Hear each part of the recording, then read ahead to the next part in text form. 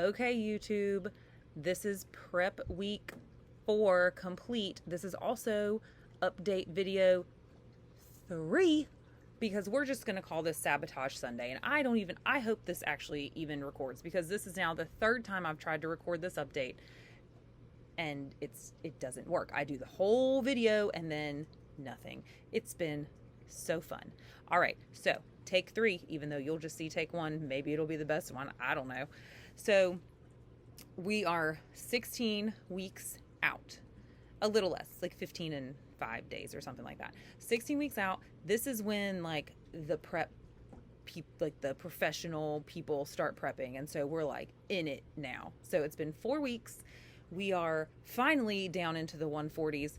Not this morning, but every other day for the past like 4 days we've been in the 140s, and we'll talk about why that probably happened, other than my body's just so fun like that. But we did break into the 140s this week, 3 days later than my coach wanted. But we got there, right? It's about the journey, right? Not the pace. So someone says that, maybe. So let's talk about how we got to the 140s. So it has not been fun. But I just think that's just the nature of the beast at this point. So what got us there? We had a decrease in food and an increase in cardio, which just, why not? Less food, more cardio. Sounds fun. So how it looks for food right now, I did avoid a meal plan still. And my coach told me I would be on a meal plan at around 16 weeks. And I may get on one to this check-in tomorrow when we finish. But really, the meal plan is just to kind of control the quality of food that I'm eating, and just kind of decrease the variables and really be consistent with what's going into my body and how my body is digesting everything, and just to kind of take out a lot of unknowns. So, but I'm a pretty non-processed, like clean eater anyway, so my current diet does not differ very much from the meal plan foods that my coach would pick. So I'm not sure, maybe we'll be able to delay that a little bit. It doesn't really matter. I like all of those foods, but just like only having a certain amount of choices kind of stresses me out. Like I like to switch out my proteins. Like I like fish, and I was talking to my husband about trying to figure out how to cook alligator, because that's lean and high protein. So, I like to have those choices, and I don't think my coach who lives in California is going to put alligator on my meal plan. I just don't see that happening. So if I log it, she's going to think I'm absolutely insane. So anyway, we came down on food all days. So I eat differently depending on what I'm doing. I kind of have a cycle of food. So on my non-lifting days, so days I don't lift weights, I have less food than days that I do lift weights. And that's kind of a nice way to use the calories when I need them and not use them when I don't need them as much, even though my non-weight training days are usually cardio days. And so I generally want them. But, if I have to give them up on a day, I'd rather it be a day that I'm not trying to recover my muscles, right? So, but food got cut on all days. So on my non-training days, like my non-weightlifting days, which again are usually cardio days, we are down to right under 1,700 calories. And that one hurt, folks. Those are rough. Thankfully, I'm still only not weight training 2 days a week. So I only have to do that 2 days a week, but they're not fun. And the next day, your girl's hungry. It's not enjoyable. And sometimes it's just getting through the day hour by hour. It was a grind this week. And then on my weight training days, I'm still right at about like 2,000, a little over 2,000 calories. I'm still eating 2,000 calories. You people out there eating 1,300 calories a day, like you're 4 foot tall, 100-pound children. Stop that. I'm still eating 2,000 calories when I weight train because you need food, okay? Stop driving around with your engine gas light on, okay? You know who I'm talking to. Me. So we cut all that food, and then we increased the cardio. So I narrowly escaped the stair mill, just thank God my quads were looking a little too big, because that got me sprint intervals, which I wanted, instead of the stair mill, which I loathe. I hate that stair mill. So we now have, instead of 4 days of an incline treadmill walk, we have 3 days of an incline treadmill walk and 2 days of sprint intervals, which we know they do a really good job leaning out my legs. I don't know if you've ever seen a sprinter's legs, but they're good. So hopefully we can get some sprinter's legs going on in here and kind of help lean my legs out a little bit more, because you'll see, I have pictures today, and you'll see in those pictures that my waist is really coming along and my legs are getting there, but that's definitely where the time is gonna be taken, is to lean out my lower body. So let's talk about the pictures. So I'm going to throw 2 pictures up here, and these are, one is from this morning, but we'll get to the shred pictures eventually, okay? But what I wanted to show you is what your body can look like at the same weight. So you've got 2 pictures up here that you're going to see. The first one, I've labeled them. I'm not sure your right, my left. I don't know how it's going to look. But the first one is from today. So I was weighing, and my average for the week was 149.7. Okay. And then the other one is from February 18th. That was right after a mini cut that almost at the end of a mini cut that I did with my coach, back at the beginning of the year. And that one, I was 148.6 at that check-in. So we're talking a pound different. I'm actually a pound heavier today, but look at that size difference. And I didn't sacrifice a lot of leanness, really. So I did not put on a lot of body fat, but like the size difference there is insane. And I will tell you, that took a year. Okay, a year.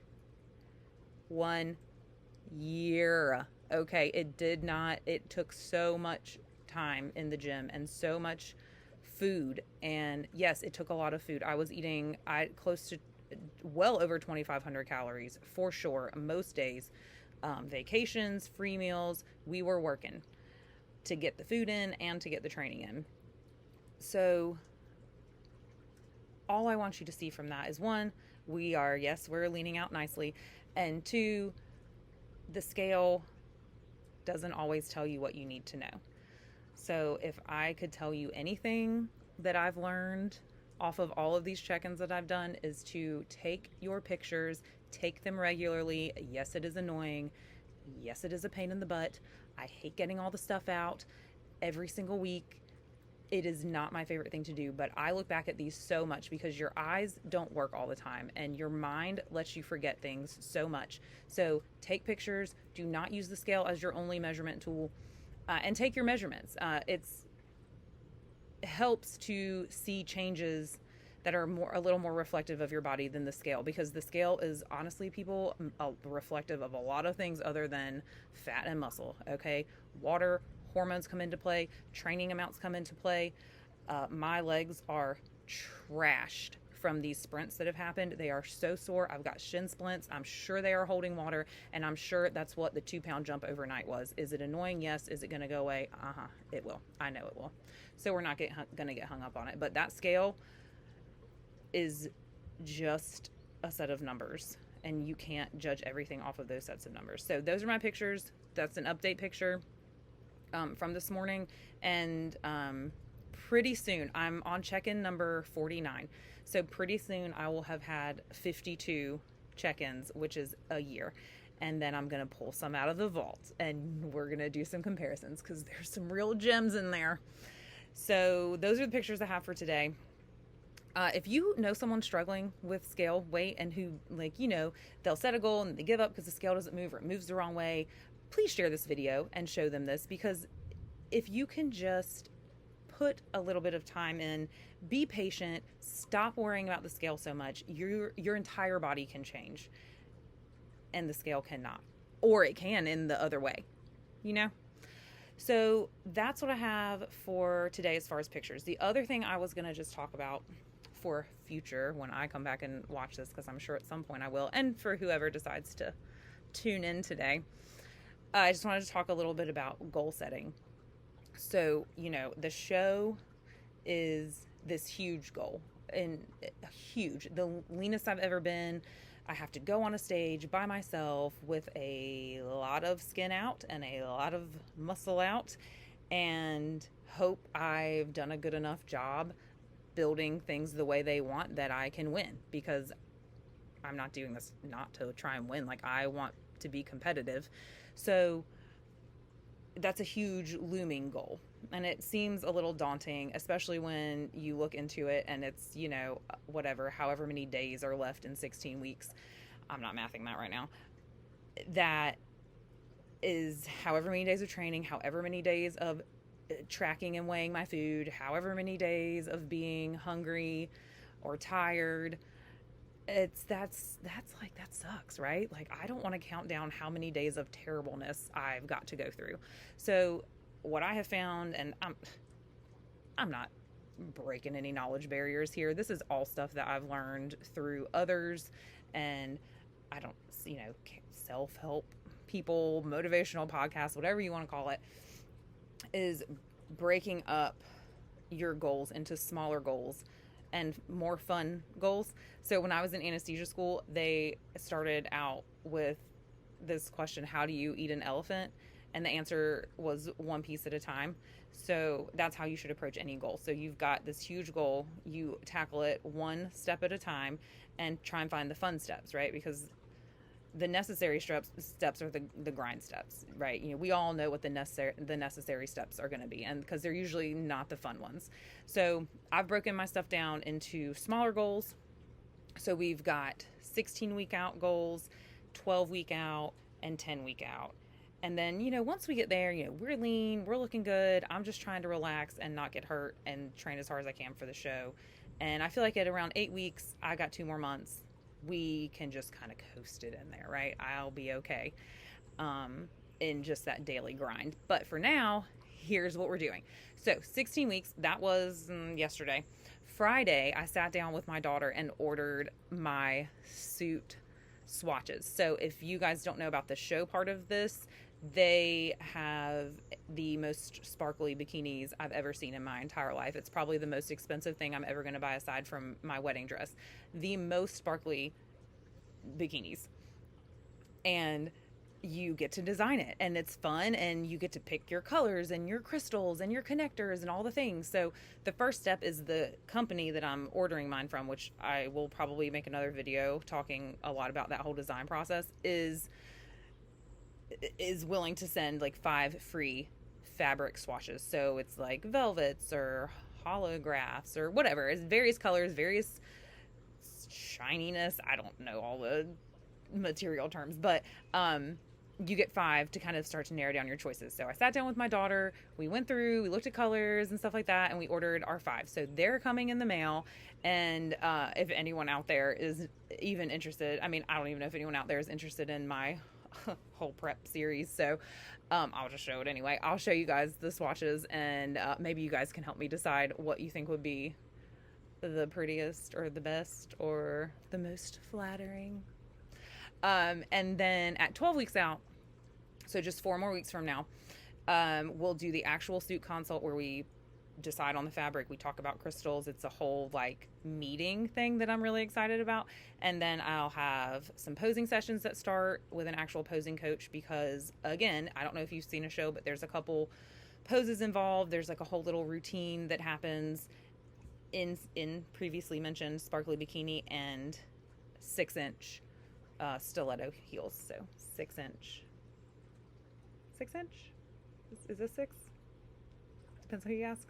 I don't know. But very large heels. And I don't wear heels all that much. I spend most of my time in tennis shoes and flip-flops. So there's some practice involved, and that comes with a coach. There also is some skill involved in posing as far as what you're showing and what you're hiding, because no matter what you see on Instagram, we all are trying to hide body parts that we have not developed or are not developing, or we're not genetically blessed to develop the way we want. So everyone is hiding something, and it's done by posing. Also, everyone's showing off something, and that's done by posing as well. So I have a coach. I'll start my sessions and maybe I'll show you guys some clips of that because that's fun to do. It's like so much different than training, and it's like very flowy, and you get to kind of put your little style into it, and it's cool. And so I'm excited about that. And then I also, 12 weeks is going to be busy. I also am going to start trying to figure out hair because the cost of these is nuts, the cost of these competitions. So I'm trying to cut where I can, and clearly I can do my own hair. This is just beautiful work. But I do like to do my own hair. So I'm going to try and kind of mess around and figure out and see if that's something that I can confidently do on show day without looking like a hot mess. So same thing with makeup. So then at 10 weeks, so 2 weeks from then, we'll do some makeup trials, get some good makeup, hit up Ulta, which I also love to do, and then pick out my show jewelry. So big dangly earrings, all the like the glammy and glitzy things, which will kind of help break up the sweaty and sore and hungry training, which everyone knows I'm doing anyway. So that grind will get broken up by the glitzy, glammy, fun stuff. And my daughter likes to do that stuff, so it's something that I can include her in.